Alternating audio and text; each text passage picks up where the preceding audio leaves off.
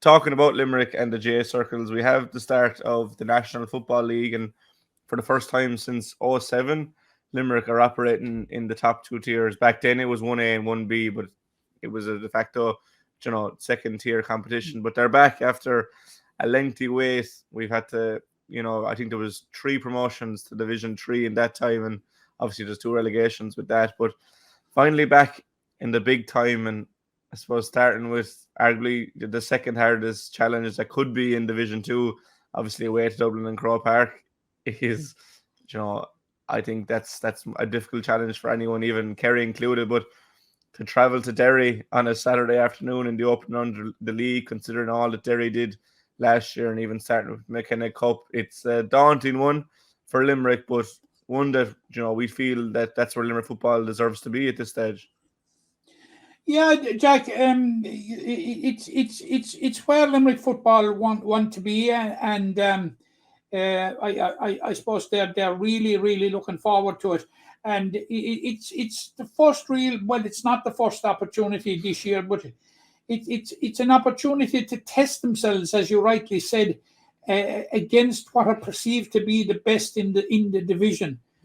But if you look back on the preparation, we had Ray Dempsey coming in, replacing Billy Lee, who absolutely worked miracles with Limerick over 6 years to bring us to where we are.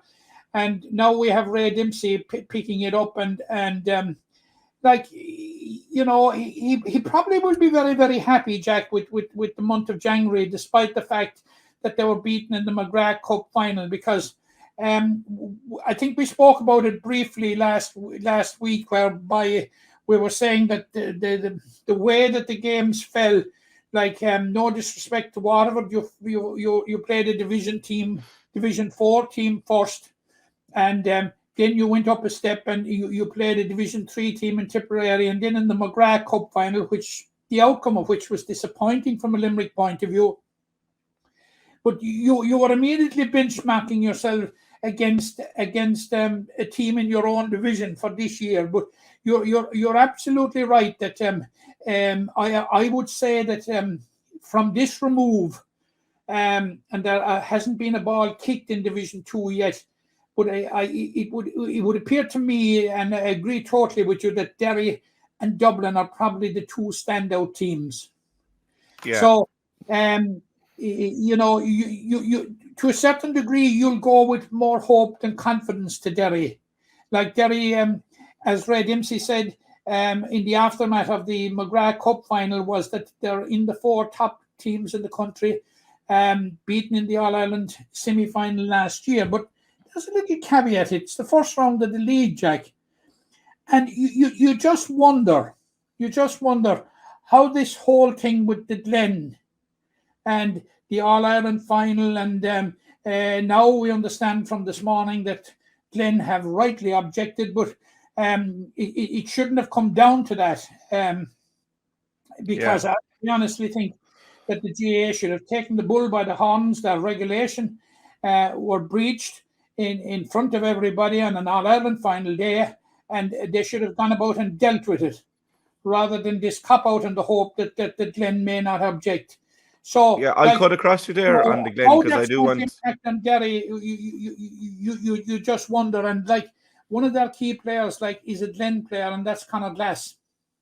Yeah, well, I'd say their key player. I think he is the main man on that team, but they obviously have a lot involved in the Glen at Bradley's as well, and they have Shane McGuigan and these kind of players as well. And we saw him they won an Ulster Championship, and Ulster is notoriously difficult to win. And not only that, they followed it up with a McKenna Cup win. And I know it's pre-season, but in terms of pre-season competitions, like the Ulster Championship, the McKenna Cup is probably at the highest level, just with so many good, strong teams. And not only did they win that, they destroyed Tyrone in the final 3-11 to 1-5. So, I mean, they're kicking on from where they were last year. And if that's anything to go by, maybe last year they're probably a bit too defensive. So to be scoring 3-11 will win you 90% of the games. I know we're only focusing on Derry so far, but they are a really formidable threat and a well-rounded team.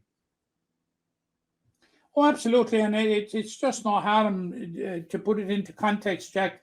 the level of challenge that Limerick are facing on Saturday. And you must remember, and possibly the shenanigans that went on in the O'Byrne Cup in Leinster may have called into question the integrity of the pre-season competitions. But Jack, in Ulster, the McKenna Cup, just like the McGrath Cup in Munster, is taken very, very, very seriously. So just dismissing that they won the McKenna Cup, so what like. But basically all it is serving notice that that Derry of 2023 is more of the same of Derry of 2022. And if not better, probably. Yeah. But as I just putting in the caveat about the whole sad, I would say, Glen saga that's going on at the moment, and it means that the Glen players will not be available to Rory Gallagher, and but what impact it will have on the rest of the squad, I'm just wondering. But our focus, of course, has to be on Limerick, and like in fairness to Red Dempsey, since he has come in and he has used the McGrath Cup very judiciously, in that he's run the rule over almost 30 players. I think there's 28 or 29 players that he has used during the McGrath Cup campaign, including 6 newcomers, like Cahill Downs, Jack Ryan, Rudon O'Connor, Owen O'Shea, Brian Barry. Owen O'Shea, Brian Barry, So it'll be very interesting to see what lineup he will come up with. But I would think he will come up something similar to what we would expect. It'll be much on the lines of the team that finished in the championship last year. I'd say very, very much on that lines. I'm of the opinion, and just when we were talking off air, we seem to differ a slight bit on this. But if you're talking about the newcomers, and if you're looking at debutants, in my opinion, you're probably looking at the like of Cahill Downs and Jack Ryan, I think, of being head of the queue in that regard. But whether they will make it to the starting 15 or not for such a daunting trip to Terry, I just don't know. But Red Dempsey has some big calls to make, Jack. Yeah, there's definitely big calls to there. I definitely think Cahill will start. I think he started all the games so far and he's been very good in all of them. I don't think Jack Ryan has put a foot wrong, but I think Limerick are probably stronger in defence. I'd like to see someone like maybe Gordon Brown or Paul Maher start in defence and add to the attack instead of starting an attack and coming back. Because I just think Limerick seem limited in scores. Obviously, there's certain players that will be back sooner rather than later. Like Hugh Burke, who's come back from injury. Hopefully, we'll see him. Maybe the weekend will probably come too soon. Dara Tracy is another one just off the top of my head. There are players to come back into the side that I think will make their mark. So it'll be interesting to see. Brian Donovan is another one of those. Yeah, it'll be interesting to see what kind of a team he goes with in Derry once he has a full squad to select from. Coming into the game, obviously, the most recent clash is that McGrath Cup final. I think it's fair to say it was a disappointing performance from Limerick. They didn't really seem to get out of the blocks. Now, they did show a pendant for getting goals at crucial times and never really letting the game go too far. But in truth, they probably didn't look like winning. Now, was that down more to Cork, an improved performance from Cork, or was it probably a bit of both from either side?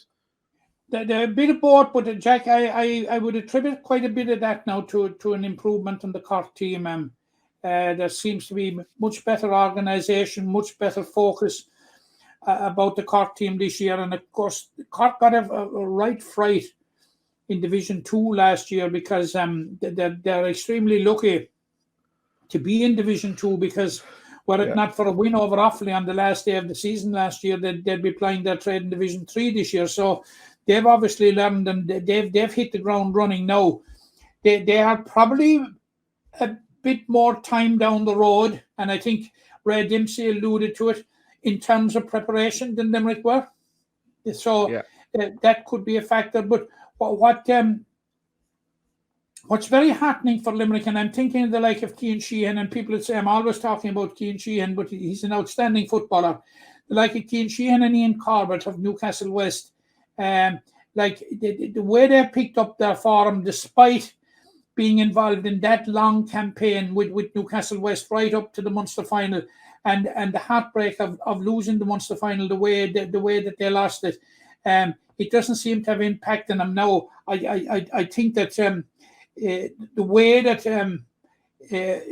Ray Dempsey used his resources during the three matches, I think was very, very, very clever. And he didn't overwork anybody too early in the season. And but I would be very happy because let's face it, Sheehan and Corbett are such huge players for Limerick, such immense players for Limerick. Oh yeah. And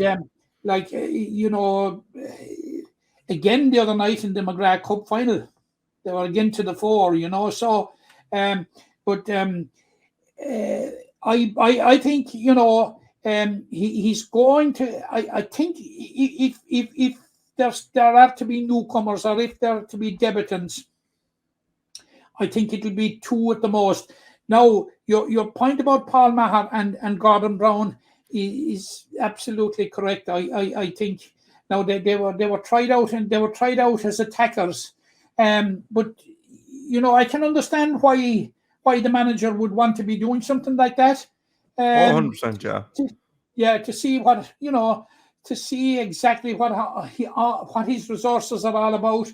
But I think they're far more natural defenders. It'll be very, very interesting, Jack. Like we are loath to speculate on what team that John Kiley would name in any particular week.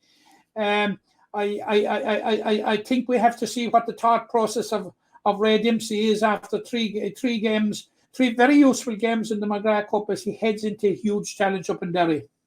Yeah, I think the likes of Paul and those lads that have moved into the forwards, Killian Ryan are well able to play in the forwards. But I just rather see them coming from deep. It's nothing to do with the individual. It's more the game style. But obviously Ray knows a lot better than us. But I just think Limerick looked a bit blunt in attack. That maybe more bodies inside the inside line could be beneficial, especially against a team like Derry that will defend the numbers and defend very well.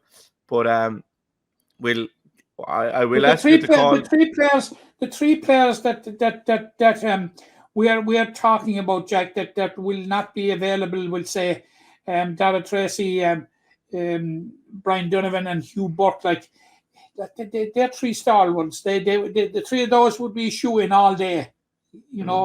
So they are a big loss. But it's giving other players an opportunity to put their hands up and step up to the mark. Yeah, and a couple have taken it already. To give us a sense of what the type of quality that's in the entire panel. Yeah, and there is plenty of quality in the panel, but there's obviously an awful lot of quality in the Derry setup. If you were going to call it the game on Saturday, can Limerick start off with a win, or will Derry get the win to kick off their league campaign? I honestly think it's going to be very, very difficult for Limerick, Jack, if I'm honest. We've got to be pragmatic. But I think Limerick will give one hell of a performance. Yeah, I think there's certain games like Ray Dempsey, that's what he'll be hoping for, one hell of a performance and see where it takes him. Yeah, I think there's certain games in the league they'll target the likes of Louth, Meath, Cork, Clare. And then your Dublin, your Kildare, your Derry are kind of your free hit games, And to start off, it'll be a good benchmark. But I'd agree with you there. It'll be extremely difficult, no doubt. And I do think Derry, with home advantage, with that experience, playing in Croke Park last year, narrowly losing out to Galway in an All-Ireland semi-final, that they're further down the road. I do think Derry will pick up the win there. On the grander scheme of things, the two to come out of Division 2, if you were to call it, before a ball is kicked. I think the two we're talking about, Jack. Dublin and Derry. The Limerick's first two opponents. Yeah, and I suppose that makes it very... But Go on. I would say this, Jack. Watch Cork. And Kildare, I think Cork's McGrath. I think before the league, I think Kildare, Derry, and Dublin you would have said are much above the rest of the teams. But I suppose after the McGrath Cup, you'd probably think Cork are edging towards that upper echelon. And Clare have shown they're a very strong Division 2 side. So there probably is a top tier, a middle tier, and a bottom tier. But as long as Limerick avoid that bottom two in their first year in Division 2, they can work towards then moving up the table like a side like Clare have done in recent Like years. Jack, we get a sense of what Cork are all about, and indeed what Meath are all about, because they're meeting in Park O'Callaghan on Sunday. Now, when they met last year, Meath had a very big win above Navan.